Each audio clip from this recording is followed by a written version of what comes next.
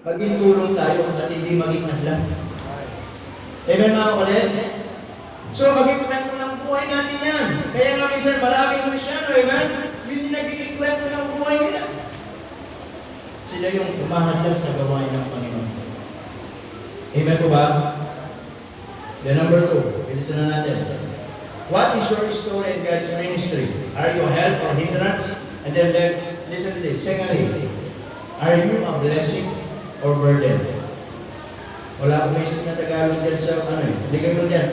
Are you, ikaw ba yung asset o ikaw yung visit? Para magkasama sila. Ha? Ito ka. Minsan dami mga miyembro visit. Tama? Bakit?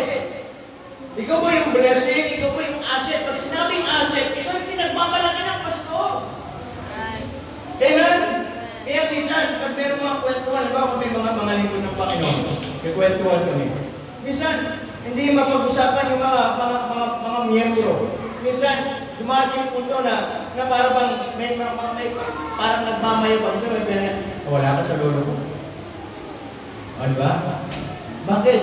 Ang laki ng bahay ng lolo ko. Isipin mo pag pumasok ka ng Lunes, Merkulis ka nalalabas. Ganun palaki ang bahay ng lolo ko. Sabi niya, wala ko pala sa lolo ko eh. Pag pumasok ka ng Lunes, Linggo ka nalalabas. Ganon. Kalaki ang bahay ng lolo ko. Meron namang isang pastor, napakayabang. Wala ka sa lolo ko. Sabi niya, bakit? Sabi niya, pumasok siya ng 1995. Lumabas siya 2025. Bakit? Saan ba nakatira ano? Sa Bilibid. Wala ka naman ang bahay ng lolo mo. Saan ba nakatira lolo mo? Sa Bilibid. Kaya daw ganun matagal. Ang bihira. Pero minsan, meron mga kwento ang mga ano lang ba? Sabi niya, meron kami miyembro, sabi niya, mayaman, nag-donate ka agad ng ganyan. Pinagmamalaki nila. Alam niyo yung asset. Pag sinabi natin asset sa church, ito yung mga miyembro na kung saan, every time na merong gawain, every time na merong pangangailangan, sila yung laging madaling lapitan. Sila yung laging nandyan para madaling alalayan. Amen? Na naiintindihan natin, when it comes to ano po, yung pang buhay ng mga miyembro, iba-iba naman. Hindi naman lahat, pare-parehas. Amen mga kapatid? Pero nagiging asset, hindi lang dahil doon sa malaking binibigay, pero nagiging asset, listen to this, kasi he or she is always available and willing to help. Amen. Amen? Yun yung mga asset. Yung pag sinabi mo, meron po tayong project, sige pastor, matutulong ka agad. Yun yung mga asset. Amen? Hindi yung, sige pastor, pag-iisipan ko muna. Mga visit yung mga yun. Alam mo, minsan nakapag-visit, yung mga, imbis na maging blessing, mga kapatid, minsan sila pa yung nagiging burden. Amen? Minsan natural yan sa gawain ng Panginoon, natural yan sa ministry ng Diyos. Tama mga kapatid? Na minsan, nagturo ka, nangaral ka, tinuruan mo for many years. Then suddenly, makita mo, walang natutunan. Tama mga kapatid? Alam nyo,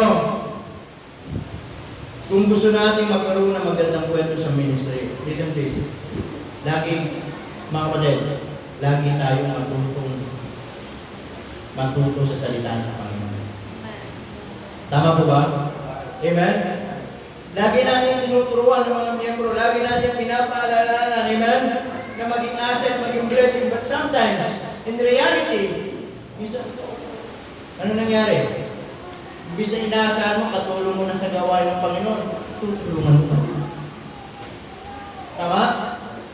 Mga kapatid, gusto niyo ba maging gano'n ang kwento ng buhay natin? Pagtanda natin sa ministry, tayo pa din yung iniisip. Tayo pa din yung tinutulungan. Amen? That's supposed to be, maintindihan natin sa mga salita ng Diyos na natutunan po natin, tayo naman ang tumulong. Amen mga kapatid? Kaya sabi niya, are you a blessing or burden? Amen? Ikaw ba yung pagpapala o ikaw yung pabigat sa gawain ng Diyos? Ikaw ba yung asset? Ikaw ba yung visit? Tama? Ang pangin ng termino, pero ano talaga? Amen mga kapatid? Minsan in-expect mo, lumalabo sa Panginoon. Imbis na lumago, lumalayo sa Panginoon. Tama? In-expect mo, may natututunan, pero nangyari, wala nagbabago. Tama po ba mga kapatid? So are you a blessing or are you a burden? Amen? So what is your story in God's ministry? Ikaw ba yung pagpapala o ikaw ba yung pabigat? Amen? Kaya nga minsan, meron tayong marinig, ay may miyembro pabigat lang sa gawain ng Panginoon. Pabigat lang. Bakit? Walang natutunan eh. Pero yung kung ano pong kalooban ng Diyos, all of us, we should be a blessing in the ministry of God. Amen? Huwag mo kayaan, sabi nga, tumatagal tayo sa ministry ng Diyos nang wala ka natutunan. Huwag mo kayaan, tumatagal ka sa ministry ng Diyos, mga kapatid, na hindi ka nagiging pagpapala. Huwag mo kayaan na tumatagal ka sa ministry ng Diyos na hindi ka ginagamit ng Panginoon. Amen po ba? Mga kapatid? Kaya nga, in every blessing, in every help na ginagawa natin sa ministry dito, mga kapatid, yan ay parte ng kwento natin sa ministry ng Diyos. Amen po ba?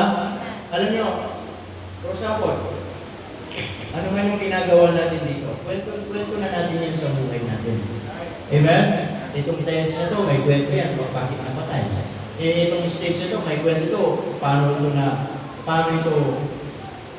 napatay, paano ito tinambakan. Diba? Ba't tinambakan namin ito, ano, dahil parang pinakuhanan namin ng mukha. Dinala pa namin dito. O, di ba mga kapatid? Hindi lahat yan ay naging ganyan. Merong kwento yan. Amen? Yung mga bintana natin na ganyan, may kwento din yan. Bakit na-provide ng Panginoon? Amen mga kapatid? Naintindihan po natin. Kasi ang tanong dito, sa bawat kwento ng ministry ng Diyos, meron ka bang bahagi? Amen? Have you done your part? Ginagawa mo ba yung parte mo bilang miyembro, bilang anak ng Diyos at magkaroon ng kwento sa ministry ng Panginoon? Amen? Di ba napakasarap sa pakiramdam? Parte ng kwento ng buhay mo, mga kapatid, kung ano yung nangyayari sa gawain ng Panginoon. Amen? Na kapag tinitignan mo, may ang pagkapo dyan. Amen mga kapatid? O pag-aalis ka, di kuhanin mo. Binigmamalaga may ang pagkapo, pabibigit ko sa iyan. Hindi po. Pero di ba napakasarap sa pakiramdam? Ang laki niyang bibit-bitin mo. May ambag tayo dito. Amen? Pagpasok mo pa lang dyan, makita mo, ay nagawa namin. Kahit pa paano kayo, alam nyo, ang sarap sa pakiramdam mo. Yun ay kwento ng buhay mo.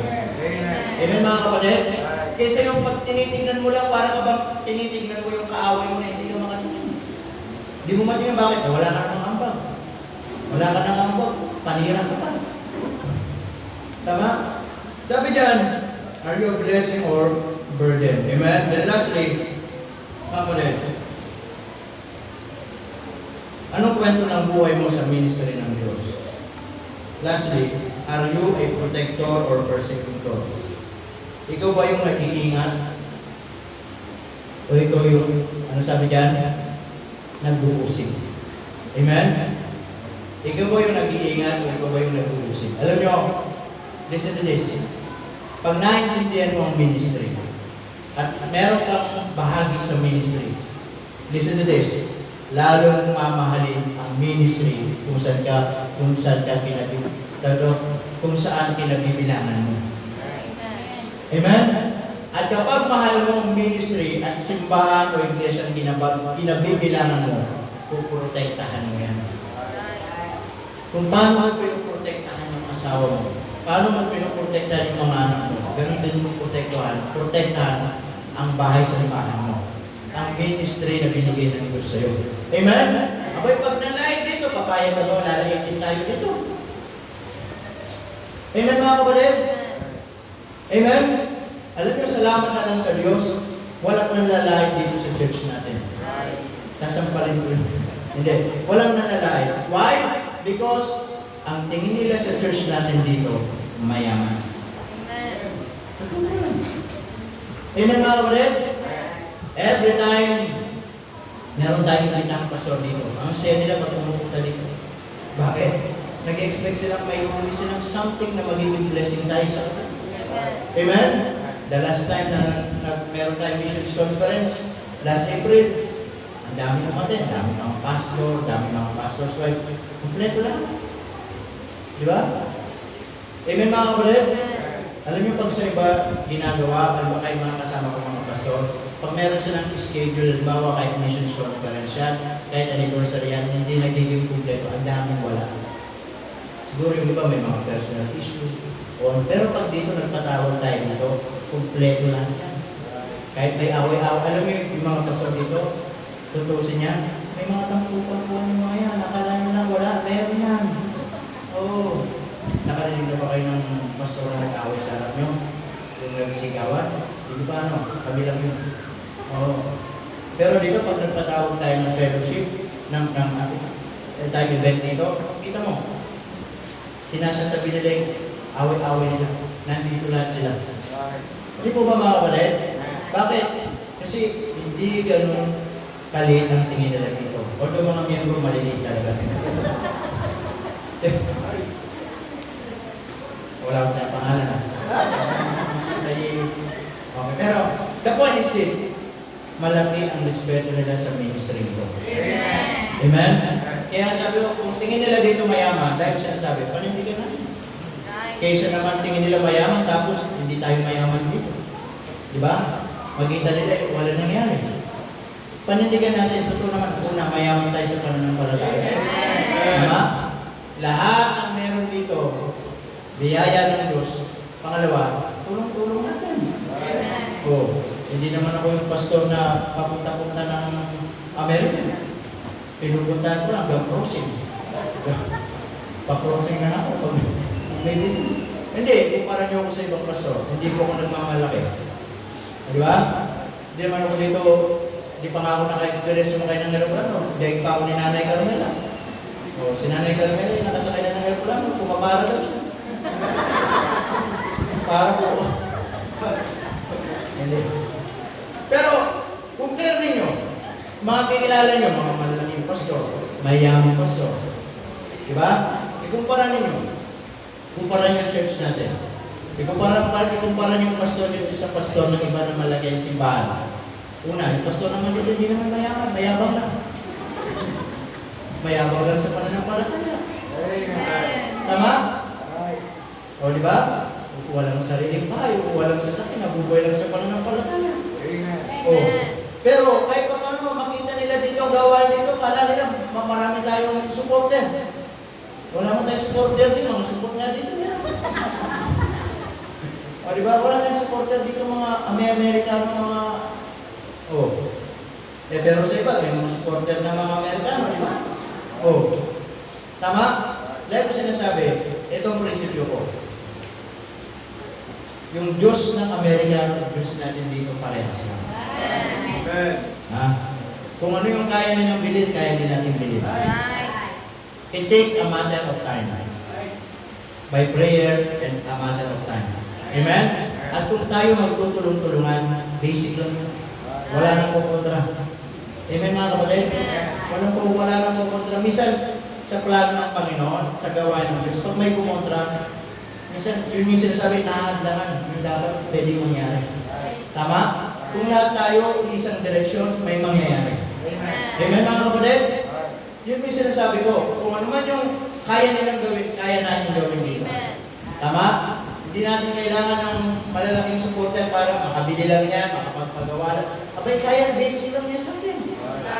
Amen po mga kapatid? Kung magtutulong-tulungan tayo. Ako yun yung prinsipyo ko. Amen? Kung ano yung pwede natin gawin dito, gawin natin sa sarili natin. Amen. Bakit? Kasi yan yung magiging parte ng kwento ng buhay ng bawat isa. Gusto niyo ba ganito? Maging kwento ng buhay nito balang araw natin, itong gawain natin. Ay, kaya lang naman nagkasimbahan yan, may nag-donate ng Amerikano yan. Ay, kaya lang naman nakapagbili ng lupa yan, may nag-donate na malaking supporter yan. Mga kapatid, ako ayaw ko ng ganun. Bakit? Nawawala yung credit una sa Panginoon, pangalawa sa mga miyembro. hindi napipil ng miyembro na party sila doon sa napili nila na yun. Right. Amen mga kapatid? Ngayon, ito yung nagiging nangyari balang araw. At then, yun na yung magiging kwento ng simbahan na yun hanggang dahil mga miyembro, hanggang tumagal na tumagal, hindi na makumpura sa isipan ng mga tao kung bakit meron silang gano'n. Kwento na yun. History na yun. Amen po ba mga kapatid? Meron nga kami nakilala, sabi ko, merong nakabili ng simbahan, nakapagpadero sa kami pa. Ang nag-donate, Koreano. Kaya lang, yung Koreano na yun, gusto niya ilagay yung mga pangalan nila na nag-donate. Para pa sa lapida. Kaya pag pumunta ka sa simbahan na yun, doon sa pintuan niya, bago ka makapasok, nakalagay sa gilid yung parang lapida, naka-engrave yung mga pangalan ng Koreano. Amen mga kapatid? Now, history na po yun. Bakit? Kaya lang nakabili kasi may nag-donate ng Koreano. Lalo na yun ang pinakayo. Ang gusto ko, kung makabili man tayo ba ng araw, pagpalay tayo ng Diyos, gusto ko, kasi dahil yan sa mga miyembro. Amen. Amen? Para lalo nating ma-appreciate, lalo nating mahalin. Para tayo, may party tayo. Right. Amen mga kapatid? May party tayo dyan. So, are you a protector or are you a persecutor? Amen? Tayo ba yung nag-iingat sa gawain ng Panginoon? Amen? Iniingatan ba natin ito? Pinuprotektahan ba natin ito? Amen mga kapatid? Or tayo yung nag-uusig dito? Tayo yung sumisira dito? Sana, protektahan natin ito gawain ng Panginoon. Amen po ba mga kapatid? Whatever ministry we are in right now, listen to this. Ano man ang ministry na meron tayo ngayon, be thankful and be faithful to God. Amen. Salamat tayo.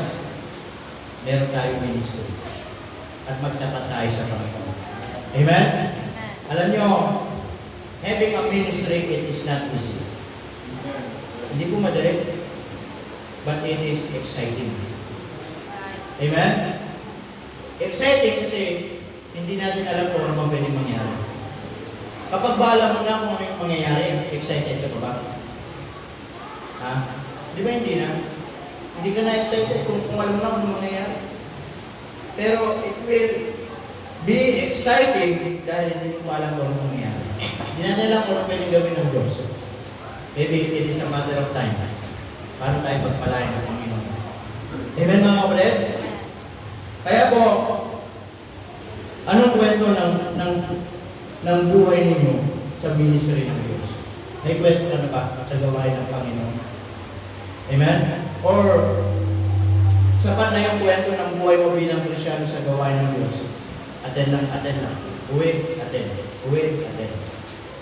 Kaya pag namatay kayo, yun ang ilalagay ko. Uwi, attend. Tama? Sana, dagdagan pa natin. Bigyan pa natin ng mas makabuluhan ang kwento natin sa ministry ng Diyos. Amen? Na yung bang, kapag mamatay yung isang miyembro, yung ba parang nangininayan yung pastor, bakit siya pa? Diba? Kasi alam mo, yun yung ginagamit ng Diyos eh. Yun yung katuwang mo eh. Tama? Yun yung blessing. Siya yung laging tumutulong. Siya yung asset ng church. Amen mga kapatid? Abay ako'y nalulungkot pag mayroong mga ginagamit ng Panginoon dito na lumalayo, hindi na ginagamit. Amen? Nawawala sa church. Nakakalungkot yun. Tama? Sabi ko, bakit siya ba? Dapat si ganito na lang. Si ganito na lang. Wala namang pakinabang eh. Ate lang din na suwi. Wala namang pakinabang eh. Hindi naman nag-o-offering. Hindi naman umaawit. Pero anong punto ko mga kulit? Anong magiging kwento ng buhay mo sa ministry? Amen? Young people, gumawa kayo ng kwento sa ministry ng Panginoon. Huwag lang kayong gagawa ng kwento sa school ninyo na masipag kayo mag-aral. Ha? First honor kayo, graduate kayo, wala akong makialam yan. Deserve yun sa school niyo. Pero iba ang usapan pag sa gawain ng Panginoon. Amen? Ang sipag-sipag nyo sa school at tamad-tabad nyo naman sa church. Tama mga kulit?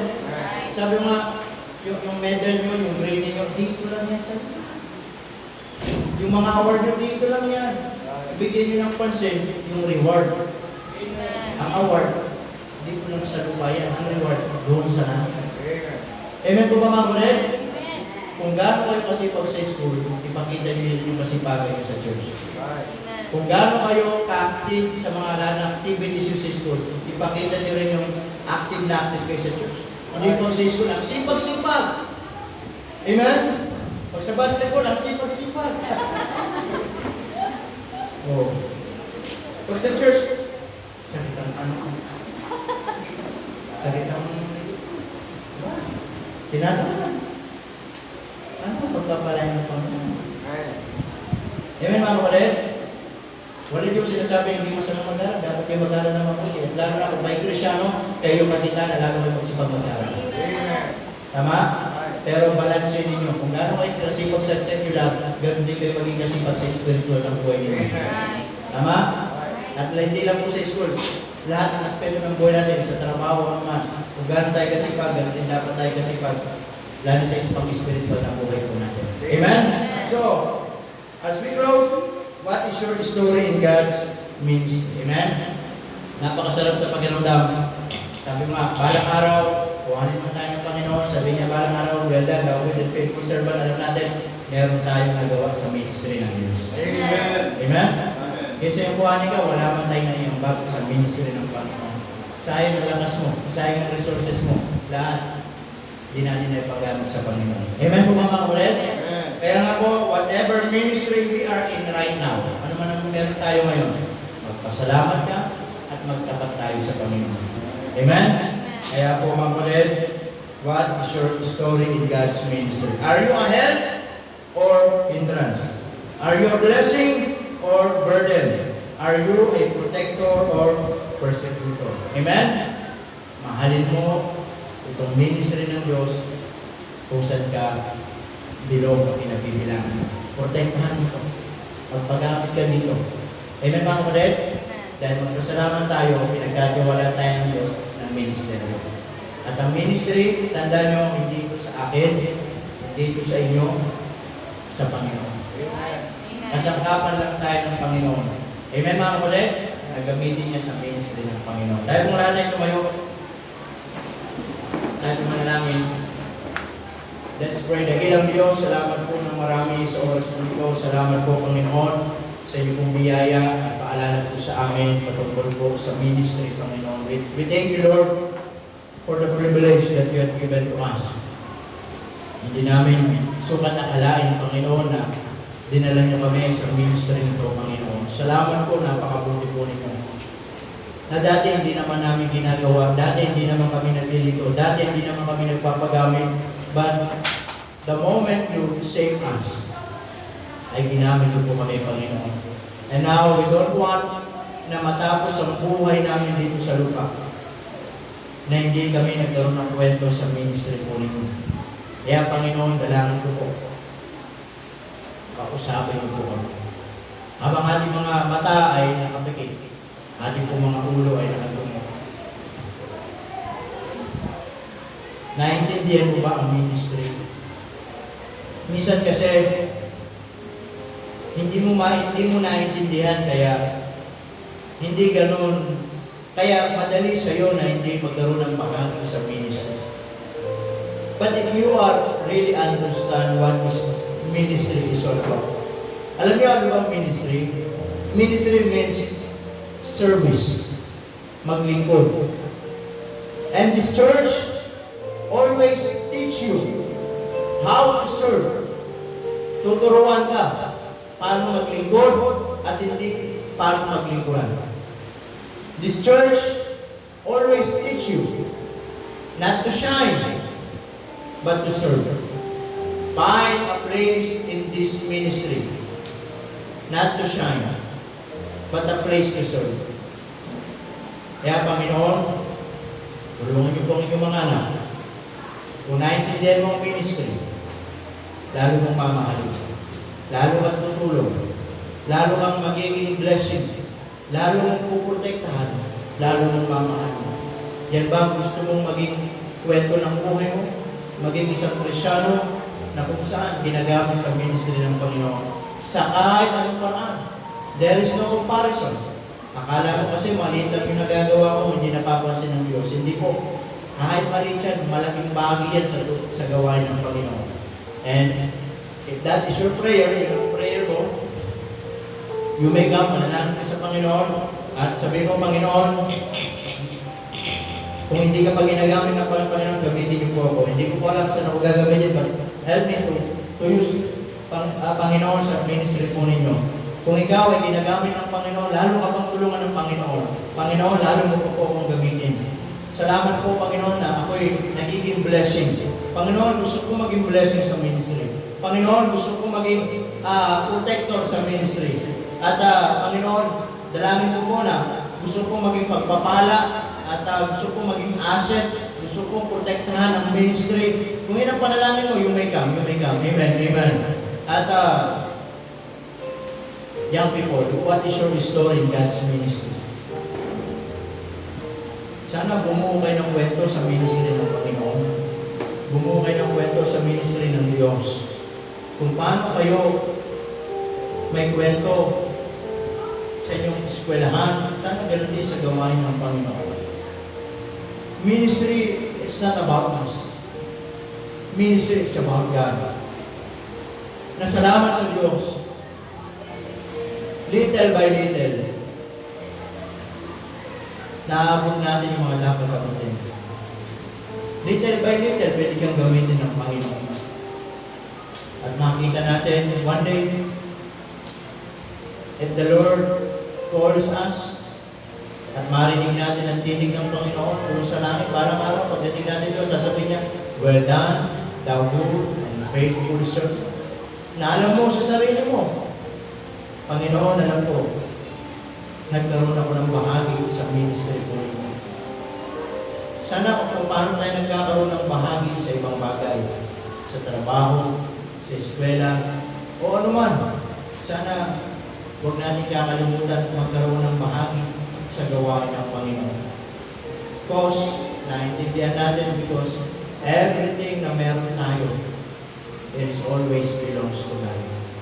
Salamat po, Panginoon, for reminding us na kaming lahat ay magtulong-tulong, maglingkod. No matter what happened, hindi kami susuko. Until maabot namin yung prayer namin, yung dream namin, yung goal namin, na hindi lang po para sa amin. But we are praying and we are protecting and preserving for the next generation in this church. Salamat po, Panginoon, sa buhay ng bawat isa na naglilingkod at nagpapagamit ko sa inyo. Maraming salamat. Ito po ang aming dalangin sa pangalan ni Jesus. Amen. Amen. Praise the Lord. And you may now take your seat.